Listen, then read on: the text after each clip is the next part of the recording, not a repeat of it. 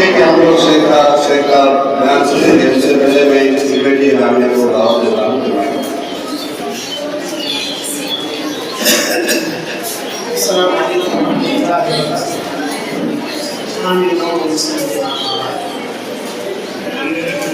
قال اللہ تعالی اعوذ باللہ من الشیطان الرجیم وَإِذْ ابْتَلَىٰ إِبْرَاهِيمَ رَبُّهُ بِكَلِمَاتٍ محترم گرامی حضرات، مدیر جامعہ، معزز اساتذہ امام، عزیز طالبان، آپ ایک گھنٹہ سے زائد وقت سے زیادہ قدر محاضرے ذی علم اساتذہ امام سے سماعت فرما رہی ہیں اور بہتر معلومات، بہتر جانکاری آپ کے درمیان پیش کی گئی. کوشش کریں کہ ان باتوں کو ذہن نشین رکھ کر اس پر عمل کریں.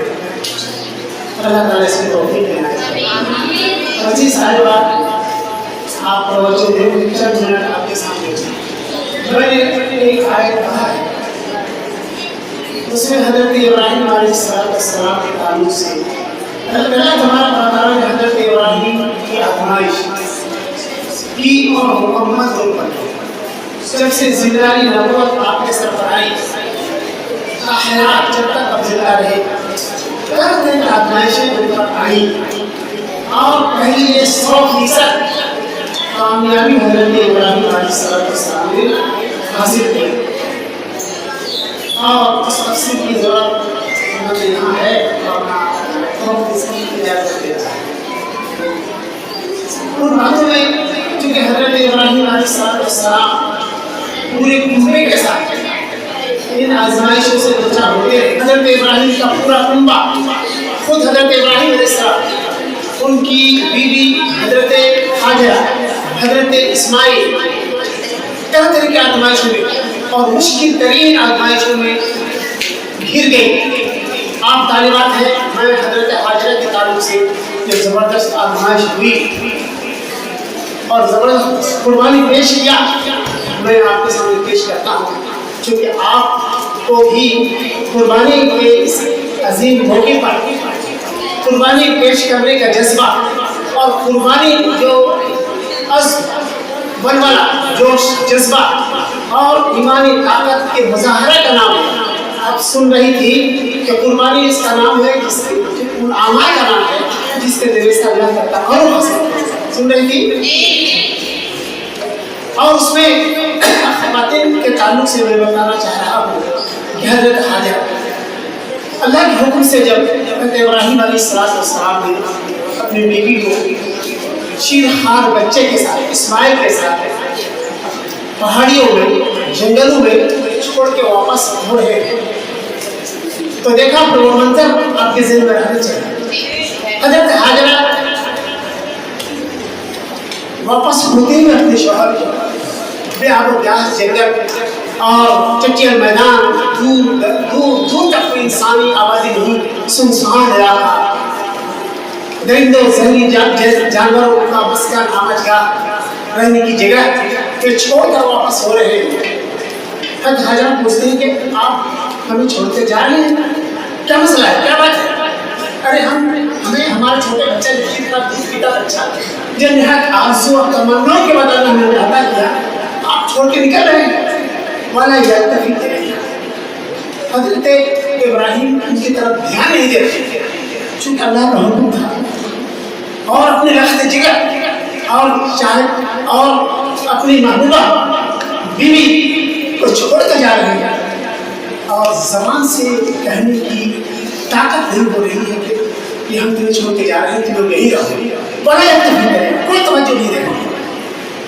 حضرت حاجرہ بار بار پوچھ رہی ہیں، جب دیکھ رہی کہ کوئی جواب نہیں پڑ رہا ہے، حضرت حاجرہ کہتے ہیں اللہ الذی امرک بہذا، کیا اللہ نے آپ کو اس کا حکم دیا ہے کیا آپ ہمیں ماں بیٹا کو چھوڑ کر چلے جائیں، کیا اللہ نے حکم دیا ہے کیا؟ حضرت ابراہیم کہتے ہیں ہاں. ظاہر ہے دھڑکتا ہوا دل ان کے اندر بھی تھا، وہ اس کو برداشت نہیں کر پا رہی تھی کہ بیوی بچوں کیسے چلے گئے، کچھ بول نہیں پا رہی، صرف نام نام۔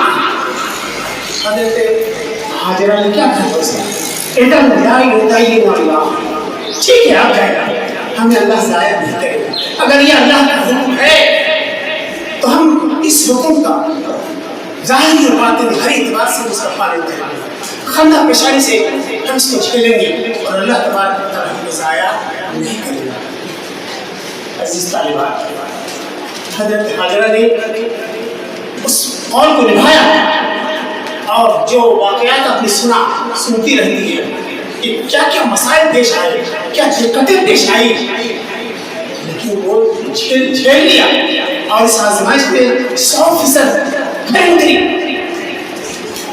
میں آپ کو اس واقعے سے یہ بتانا چاہتا ہوں کہ آپ طالبات علوم نبوت اپنے ایمان کو مضبوط کریں، جب جس طریقے کا امتحان آزمائش ہمارے بیچ آئے اس کو اللہ کی رضا اور خوشنودی کے لیے گوارا کریں اور پرجذبہ ہو کر ہاری جی نہیں، نہ چاہ کے نہیں، پوری جذبے کا ساتھ ایمانی ولولہ جوش کے ساتھ اپنی ذمہ داری کو نبھائیں گے انشاءاللہ۔ عزیز طالبات، میں آپ کو اور چند بات بتا دینا چاہتا ہوں۔ آپ بحیثیت عورت صرف نازک کمزور جسم کے ہیں آپ، لیکن ایمانی اعتبار سے، روحانی اعتبار سے آپ کمزور نہیں ہے۔ بات سمجھ آ رہی ہے ہماری؟ جب وقت پڑے تو آپ آہنی تلوار کی طرح اور چٹان کی طرح اپنی بات منوا سکتی ہیں اور سخت کڑے مقابلے میں آپ پیش قدمی کر سکتی ہیں۔ اور میں آپ کے حوصلہ افزائی کے لیے، آپ کے اندر ایمانی جوش جذبہ کو، طاقت کو بڑھانے کے لیے میں کچھ باتیں بیان کرتا ہوں، وقت کم ہے۔ صحابیات کو آپ دیکھیں، صحابیات گھروں میں ہوتی تھی، لیکن جب جنگ کا موقع آتا تھا تو صحابیات بھی جاتی تھی، اور چند صحابیات کا نام آتا ہے، حضرت اسماء بنت یزید، حضرت ام عمارہ اور دیگر صحابیات جنگ کے میدان میں جاتی تھی، مرہم پٹی اور جو زخمی ہو جاتے تھے ان کی دیکھ ریکھ، ان کی دوا دارو اور تکفین وغیرہ حصہ لیتی تھی۔ ایک مرتبہ جنگ یرموک 15 ہجری میں واقع ہوئی، جنگ یرموک اردن میں جو ہے اس میں گھمسان کی لڑائی میں رومیوں سے لڑائی ہو رہی تھی، 3 لاکھ سے زیادہ تعداد ان کی تھی، 40-45 ہزار 50 ہزار کے آس پاس مسلمان عورتیں بھی تھیں، ان کی مدد کے لیے، مسلمانوں کی مدد کے لیے عورتیں بھی تھیں۔ اتفاق سے موقع کو غنیمت جا کر کے انہوں نے یہ لشکر عورتوں کے خیمے میں جہاں عورتیں تھیں اس پر اٹیک کر دیا، حملہ کیا۔ پھر کیا ہوا؟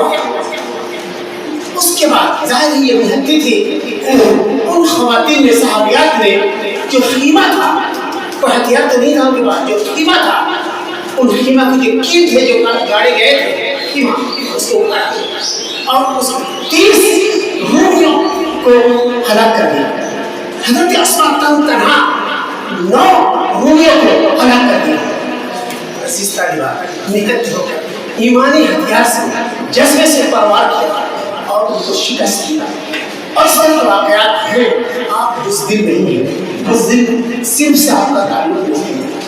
وقت کم ہے، میں آپ کو بتاؤں تاکہ آپ کو بس ہمت نہ ہو، آپ کو بھی ہر اعتبار سے تیار رہنا چاہیے۔ آج جو ملکی حالات ہیں، آپ مدرسے سے، گھر سے باہر ہوتی ہیں، طرح کی دقت دشواری آپ کے سامنے آ سکتی ہے، آتی ہے، اور ہمارا آواز اور لاخرہ لوگ آپ کو تنگ کرنے کی کوشش کرتے ہیں، ٹونک کسنے کی کوشش کرتے ہیں، اور عزت آبرو پر کبھی پڑ سکتا ہے، معاملہ پڑ سکتا ہے کہ نہیں۔ آپ کو بزدلی کا مظاہرہ نہیں کرنا ہے، حد تک امکان، جہاں تک ممکن ہو اپنے دفاع کرنا چاہیے کہ نہیں۔ اس حدیث کی روشنی میں من قتل دون مالہ فہو شہید ومن قتل دون عرضہ فہو شہید، حدیث ہے اور مختلف الفاظ ہیں جو جان کے عزت کی عوض شہید ہو گیا، یعنی جان کی حفاظت میں، عزت کی حفاظت میں اپنے دشمن اور ظالم سے مدافعت کرتے ہوئے، مقابلہ کرتے ہوئے